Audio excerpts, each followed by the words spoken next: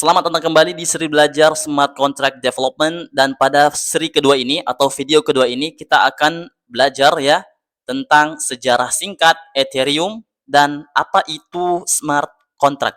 Oke? Sebelum kita mulai, pastinya teman-teman jangan lupa subscribe ya channel ini dan share juga agar channel ini makin berkembang. Dan kalau berkembang, saya makin semangat untuk menyelesaikan playlist Smart Contract Development. Oke, sebelum kita mulai ya, ada hal yang perlu saya jelaskan terlebih dahulu ya tentang blockchain itu sendiri. Harusnya ini ada di playlist belajar Web3 Dev dari nol, tapi kelupaan, jadi terpaksa kita masukin aja di sini. Oke, jadi blockchain itu teman-teman sudah pasti tahu ya, itu adalah sebuah sistem database ya, yang mana tidak bisa dimodifikasi atau dimanipulasi oleh pihak manapun. Nah, blockchain ini mempunyai macam-macam ya, ada Bitcoin, ada Ethereum, ada Solana, dan ada yang namanya BNB Chain.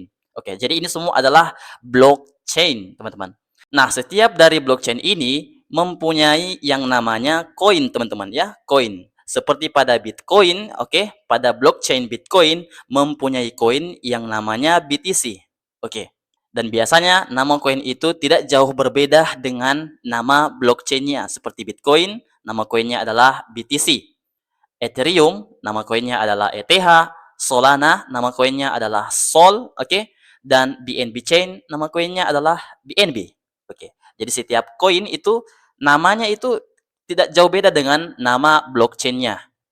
Oke, setiap dari blockchain itu bisa mempunyai lebih dari satu koin ya, seperti Ethereum misalkan. Nah, Ethereum itu mempunyai lebih dari satu koin. Misalkan selain koin ETH, ada juga koin USDT, ada juga koin Shiba Inu, ada juga koin yang bernama PP. Oke? Nah, jadi ini adalah koin utamanya dari blockchain Ethereum, dan ini adalah subcoinnya ya, subcoin. Seperti dengan Solana ya, selain Sol ada juga koin Bong ya, Bong. Kemudian BNB Chain ada juga koin yang namanya Floki. Oke, Shiba Inu, PP, Bong, Floki. Ini semua teman-teman mungkin kalau trader tahu ya, ini adalah salah satu meme coin ya. Nah, jadi ini adalah koin utama. Selain itu adalah subcoinnya ya. Nah, sub-subcoin ini, oke, biasanya kita sebut dengan nama token, teman-teman ya. Token. Jadi Shiba Inu itu namanya token, PP namanya token. Nah, koin utamanya itu kita sebut dengan koin ya. Jadi ETH itu adalah koin, Shiba Inu, PP adalah token ya. Sol itu adalah koin, Bong adalah token. Paham sampai sini ya? Jadi koin yang namanya mirip dengan blockchain-nya itu kita sebut dengan koin utama, sedangkan yang bukan, oke, seperti Shiba Inu, PP pada Ethereum, USDT pada Ethereum itu namanya token, Bong token, Floki token. Seperti itu ya. Jadi mudah ya dipahami ya. Ada koin, ada token. Oke, kita buat tabel agar teman-teman paham. Kalau mau di-screenshot silahkan ya. Dan koin dan token, oke, itu biasa disebut dengan istilah cryptocurrency. Oke. Jadi sampai sini sudah paham ya? Cryptocurrency itu baik koin maupun token itu namanya cryptocurrency.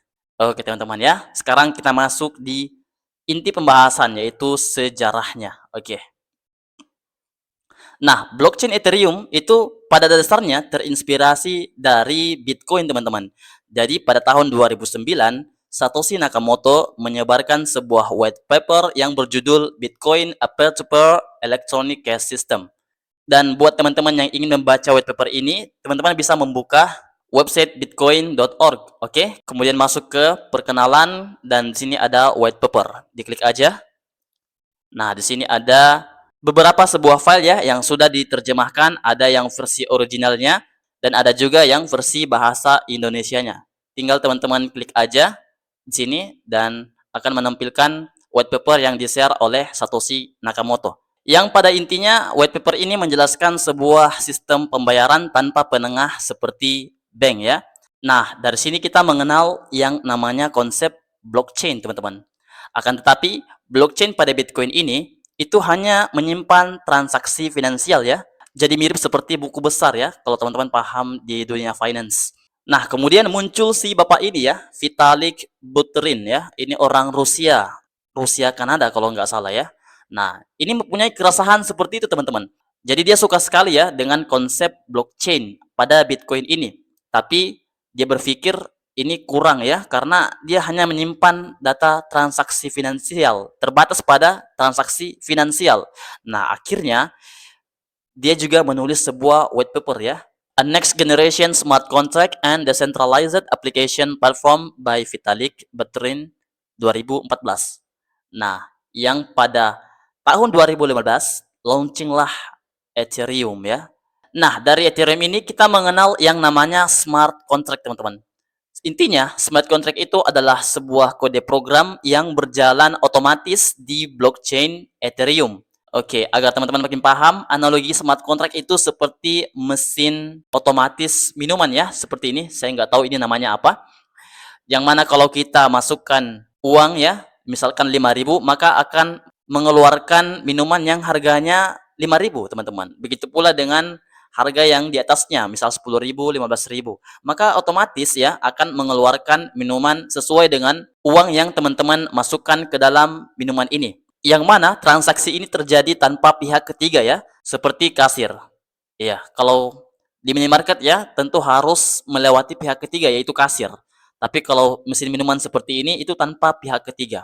Jadi inilah fungsi dari smart contract, kode program yang berjalan otomatis di blockchain Ethereum. Oke, itu saja pada video kali ini. Jika kalian suka jangan lupa like dan sampai jumpa pada video selanjutnya.